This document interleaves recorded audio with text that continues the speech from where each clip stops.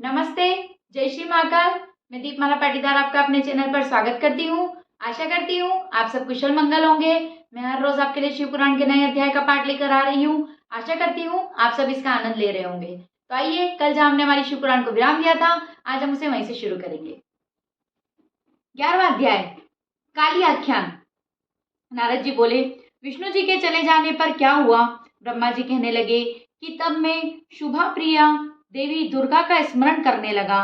मैं उन्हें प्रणाम कर यह कहता रहा कि हे देवेश्वरी, मेरा कार्य करो। मेरी इस प्रकार की स्तुति से योग निद्रा चामुंडा मेरे समक्ष प्रकट हो गई। उनकी कज्जल सी कांति रूप सुंदर और दिव्य, वह 4 भुजाओं वाली सिंह पर बैठी हुई भक्तों को वर देने के लिए वर कलश हाथ में लिए चली आई।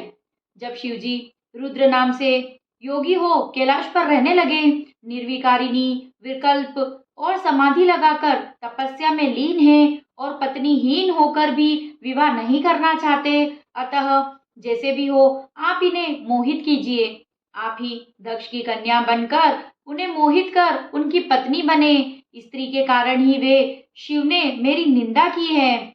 अब मैं देखना चाहता हूँ कि वे स्वयं ही कैसे स्त्री ग्रहण करेंगे। तुमको छोड़ क्या हमारे विष्णु आदि किसी में भी उनको मोहने की शक्ति नहीं है। अतएव आप दिव्य रूप धारण कर दक्ष की कन्या बन और योगी शंकर की पत्नी बन जाइए। क्षीर सागर के उत्तरी तट पर आपकी प्राप्ति के लिए दक्ष तपस्या कर रहे हैं।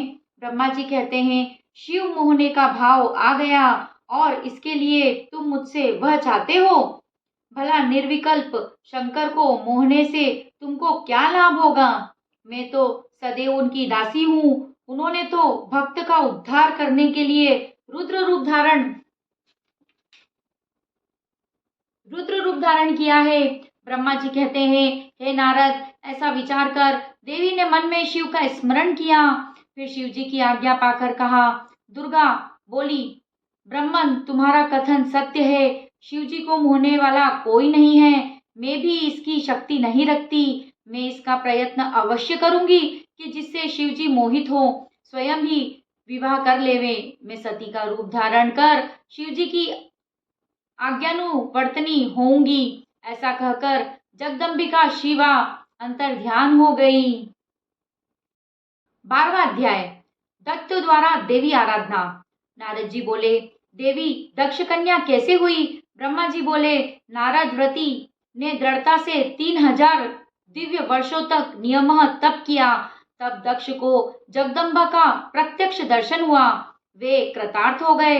उन्हें शिवा का दर्शन हुआ।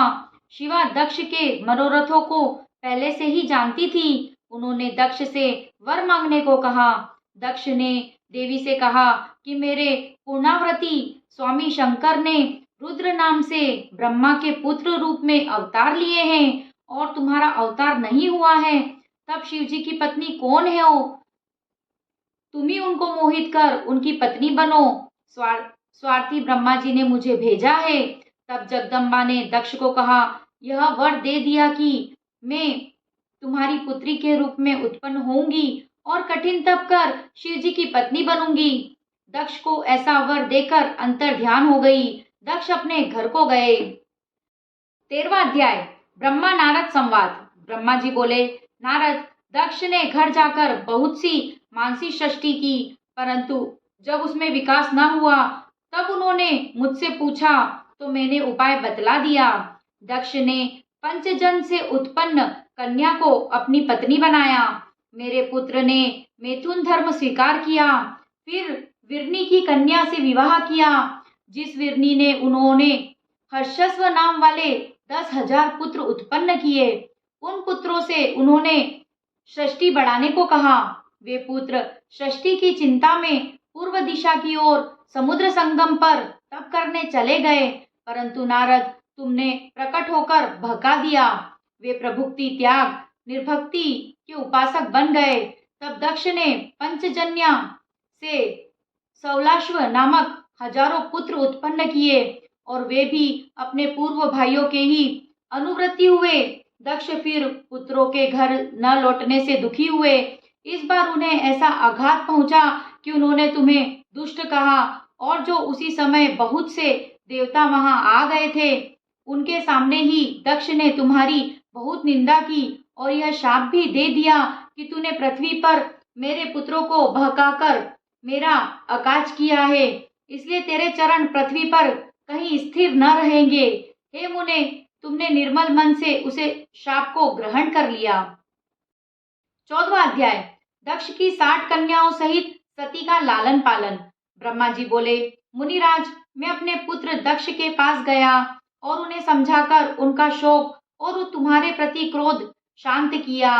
पश्चात दक्ष ने अपनी स्त्री के गर्भ से सुंदर 60 कन्याएं उत्पन्न की और धर्मादिकों से उनका विवाह कर दिया। दक्ष कन्या धर्म को 13, कश्यप को 2 भूतांगिरस और कशाश्व को शेष गरुड़ को दे दी, जिनकी संतानों से तीनों लोक भर गए। कन्याओं की उत्पत्ति के समय दक्ष ने अपनी स्त्री के साथ जगदम्बिका शिवा का मन में जो ध्यान कर उसकी स्तुति की थी, तो अनेकों क्रीड़ा करने वाली परमेश्वरी सबको मोहित कर अपने पिता से इस प्रकार बोली कि जिससे उनकी माता भी न सुन सके। देवी ने कहा कि प्रजापते, तुमने कन्या के लिए पहले जो मेरी आराधना की है उसके अनुसार तुम्हारा अभिष्ट सिद्ध होगा, तुम तप करो। दक्ष से ऐसा कहकर देवी जी अपनी माया से बाल्य भाव धारण कर माता के पास जाकर बैठ गई और रोने लगी, तो उनके रुदन को सुन संभ्रम हो बहुत सी स्त्रियां आ गई। दासियां भी बड़े प्रेम से आई और उस असंकी की कन्या शिवा का रूप देखकर सारी स्त्रियां हर्षित हो गई तथा सारे नगरवासी जय जय का शब्द करने लगे। दक्ष ने उसका नाम उमा रखा। वीरणी की माता ने विधिवत उस कन्या का संस्कार कराकर स्तनपान विधान से उसे दूध पिलाया। माता वीरणी और महात्मा दक्ष ने बड़े प्रेम से उस कन्या का पालन किया। आज की शिव कथा को हम यही विराम देंगे और अब करेंगे शिव जी की आरती।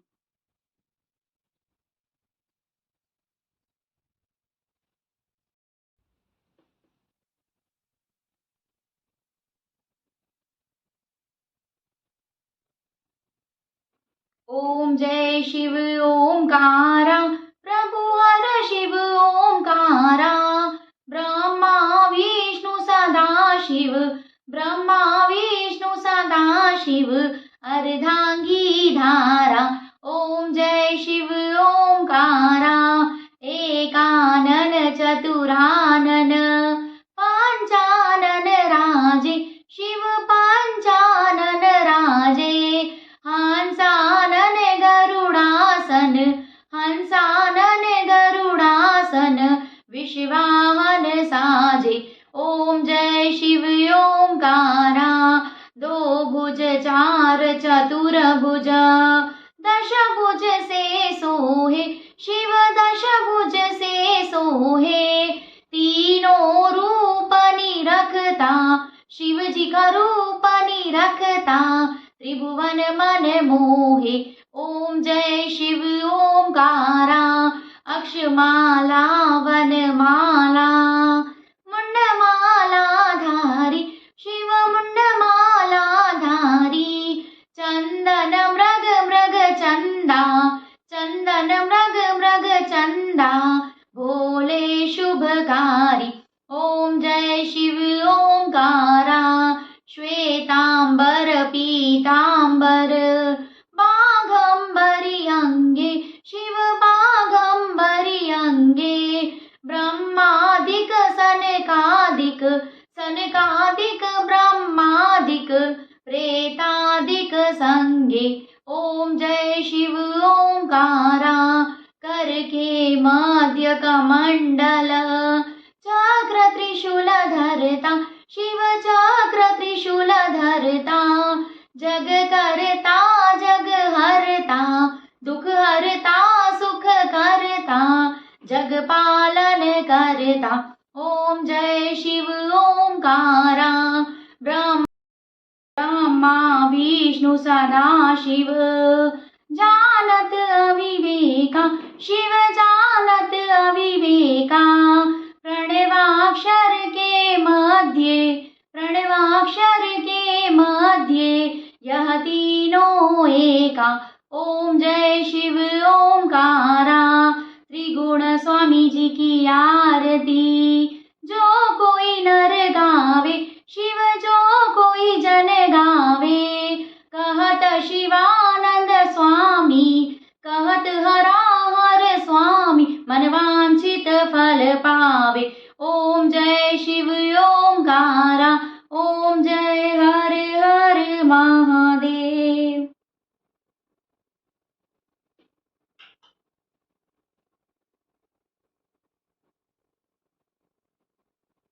अगर आपको मेरा वीडियो पसंद आया हो तो इसे लाइक करें, ज़्यादा से ज़्यादा शेयर करें, और अगर आप मेरे चैनल पे नए हो तो इसे सब्सक्राइब ज़रूर करें। Thank you. जय श्री महाकाल।